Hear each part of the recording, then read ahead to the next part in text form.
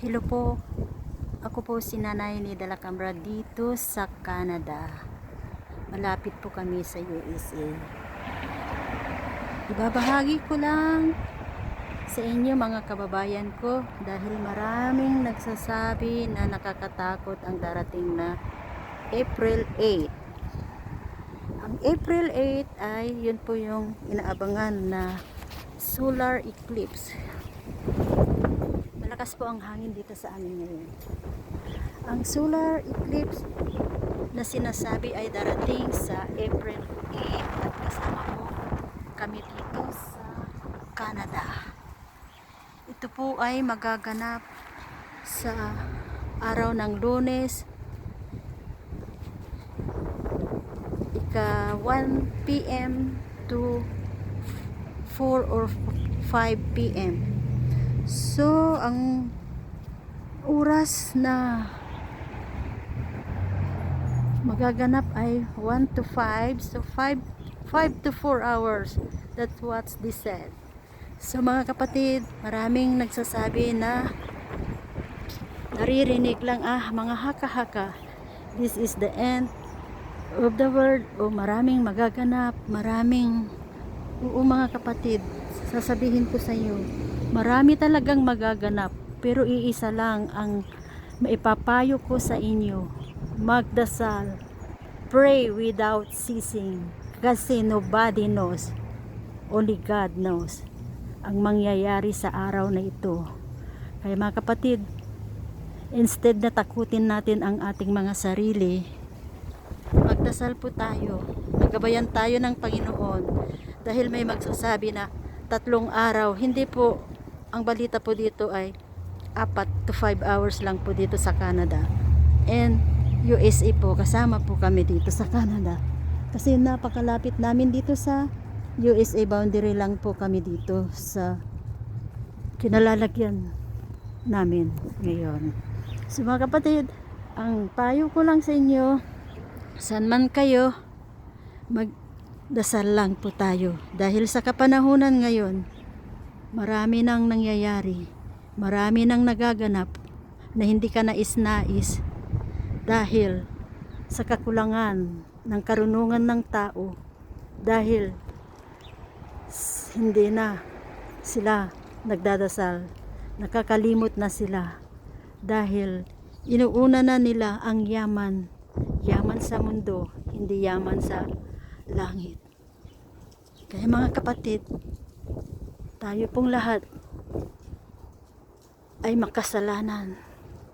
Tayo pong lahat ay nangangailangan ng habag ng awa ng ating Diyos. Kaya sa araw na ito, o araw-araw man, huwag na natin hintayin pa ang April 8. Magdasal po tayo. Pray without ceasing. Yun lang po ang hinihingi ng ating Panginoon. Nanginginig po ang aking mga kamay dahil super lamig sa labas. Mahangin po. Kaya ayan, nakapokus po ako sa ating araw. Maitim ang mga ulap namin dito.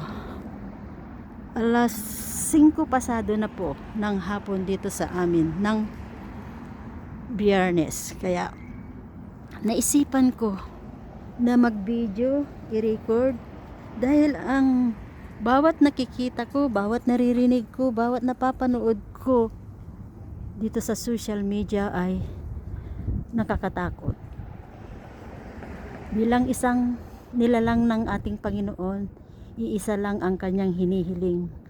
Tayo ay magpakumbaba, manalangin, humingi ng kapatawaran sa lahat ng ating pagkukulang. Dahil wala pong perpektong nilalang niya. Iisa lang po ang ating Panginoong Hesukristo na nagpakatao, ipinako sa krus dahil sa ating mga kasalanan. Wala siyang ginawa, pero pinagbayaran niya ang aking kasalanan at ang iyong kasalanan. Kaya kapatid, inuulit ko, pantay-pantay tayo sa mata ng ating Diyos. Walang mayaman, walang mahirap. Kaya sa oras nito, Huwag po natin sayangin ang panahon pa na pinagkaloob niya. Wala pong nakakaalam at siya lang po ang nakakaalam kung kailan siya darating. Hindi po siya nagsasabi, bagamat biglaan po, tulad ng nangyari sa Taiwan. Kaya Panginoon, maraming salamat po sa paalala mo sa amin. Panginoong Hesukristo, patuloy mo po kaming patawarin. Ama naming Diyos na makapangyarihan sa lahat, Amang Yahweh El Shaddai,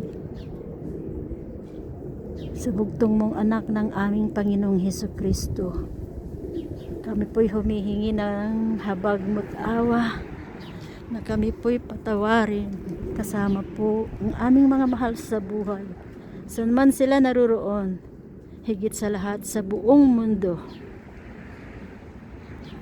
Linisin mo po ang aming karumihan mula ulo hanggang talampakan.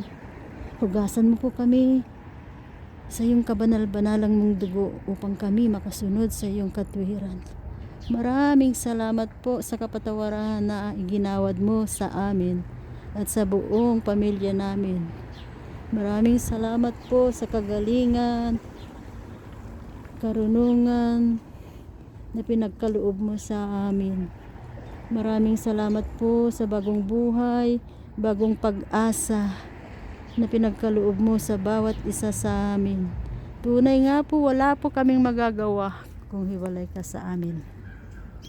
Kaya sa oras nito, sa iyo namin pinagkakatiwala ang lahat. Dahil ikaw lang po ang nakakaalam kung kailan ka darating. Kaya maraming salamat po sa paalala mo sa bawat isa sa amin. Kaya mga kapatid, pray lang mga kapatid.